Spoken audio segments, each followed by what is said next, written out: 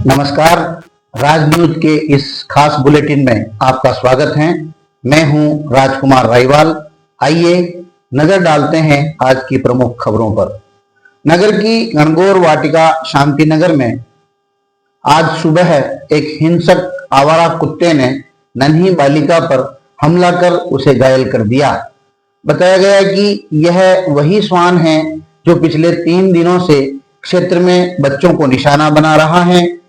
स्थानीय निवासियों ने आरोप लगाया कि यह कोई एक घटना नहीं है, बल्कि पूरे नगर में आवारा कुत्तों का आतंक बना हुआ है।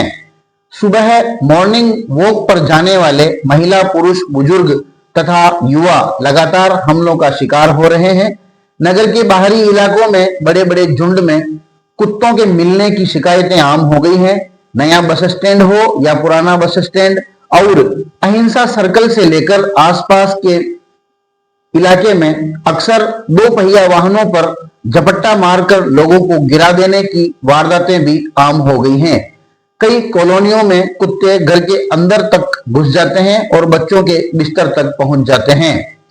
आपको बता दें कि पूर्व में भी नगर की खारी बावड़ी के पास एक नन्हे बालक को दर्जन भर से अधिक जगह काट कर गंभीर रूप से घायल किया गया था। पारसोली में आवारा कुत्तों ने एक मासूम की जान तक ले ली। गर्भवती महिलाओं के लिए मॉर्निंग वॉक पर जाना बेहद जोखिम भरा हो चुका है। गणगौर वाटिका की घटना में गनीमत रही कि एक महिला समय पर सामने आती हुई दिखी और उसने बालिका को बचा लिया, वरना हादसा और गंभीर हो सकता था। इस मामले में बालिका के अभिभावकों ने उपखंड अधिकारी को लिखित में शिकायत कर नगर में श्वानों के आतंक से मुक्ति दिलाने की मांग की है। शहर में बढ़ती घटनाओं के बीच नगर पालिका ने एक एजेंसी को टेंडर तो जारी किया है, लेकिन अब तक न तो कुत्तों को पकड़ने का कार्य शुरू हुआ है, न ही नसबंदी अभियान दिखाई देता है। निवासियों का कहना है कि प्रशासन की यह लापरवाही सीधे सीधे लोगों की जान पर भारी पड़ रही है।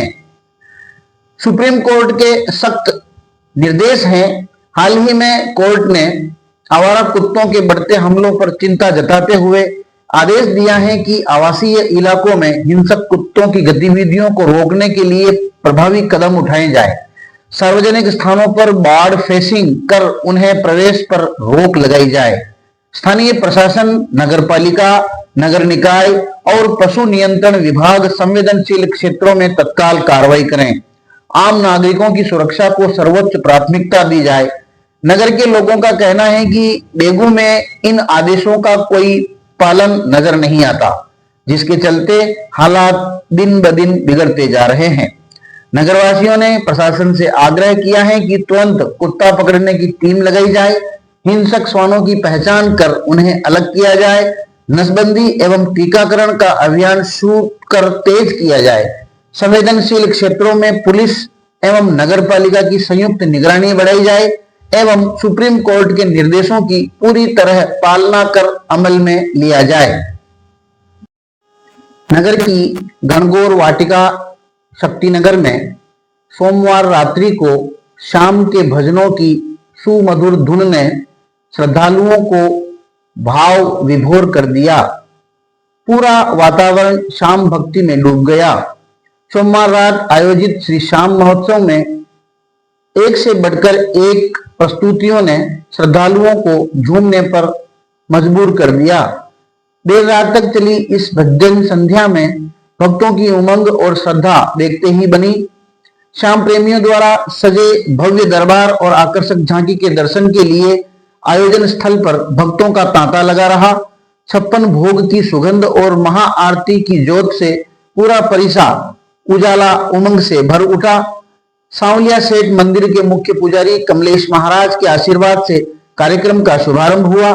भव्य भजन संध्या के दौरान जयपुर के चर्चित गायक गिरिराज शरण और रासमंद के तिलकेश सुथार ने मंच संभाला तो श्रद्धालु झूमते रह गए। कलाकारों ने सांवरियारा सेठ दे दे थारे भरियो रे भंडार टोटो काहे को पड़े, गाया को ग्वालो मारो सेठ सांवलियो जैसे एक से बढ़कर एक लोकप्रिय भजनों से श्रोता मंत्रमुग्ध हो गए। हर प्रस्तुति पर तालियां और जयकारों की गूंज दूर दूर तक सुनाई दी। इस दौरान कलाकारों और श्रद्धालुओं के समागम पर श्रद्धालुओं द्वारा जोरदार पुष्प वर्षा की गई।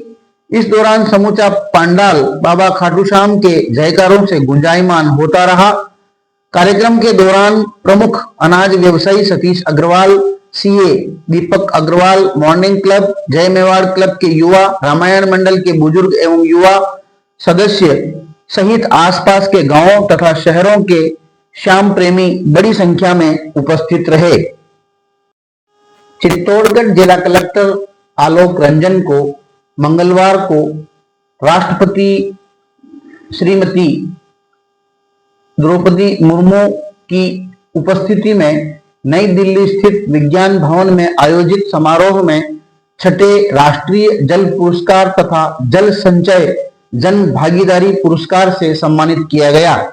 यह सम्मान चित्तौड़गढ़ जिले में जल संचय जन भागीदारी 1.0 कार्यक्रम के अंतर्गत राष्ट्रीय स्तर पर किए गए उत्कृष्ट प्रदर्शन पर प्रदान किया गया। इस उपलब्धि के फलस्वरूप जल शक्ति मंत्रालय भारत सरकार द्वारा जिले को पश्चिमी जोन की श्रेणी 3 में 25 लाख रुपए की राशि भी प्रदान की गई। इस अवसर पर राष्ट्रपति श्रीमती मुर्मू ने अपने संबोधन में कहा कि जल का कुशल उपयोग आज वैश्विक आवश्यकता बन चुका है। भारत के संदर्भ में इसकी महत्ता और बढ़ जाती है, क्योंकि देश की विशाल जनसंख्या की तुलना में उपलब्ध जल संसाधन सीमित हैं। उन्होंने केंद्र व राज्य सरकारों, जिला प्रशासन, ग्राम पंचायतों और नगर निकायों द्वारा जल संरक्षण तथा इसके सुशासन को सर्वोच्च प्राथमिकता दिए जाने पर जोर दिया।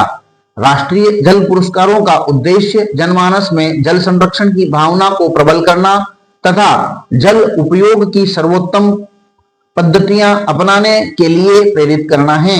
जल संचय जन भागीदारी पहल सामुदायिक सहभागिता और संसाधनों के समन्वय के माध्यम से कृत्रिम भूजल पुनर्भरण के विविध प्रभावी और अनुकरणीय मॉडलों को विकसित करने में एक महत्वपूर्ण भूमिका निभा रही है।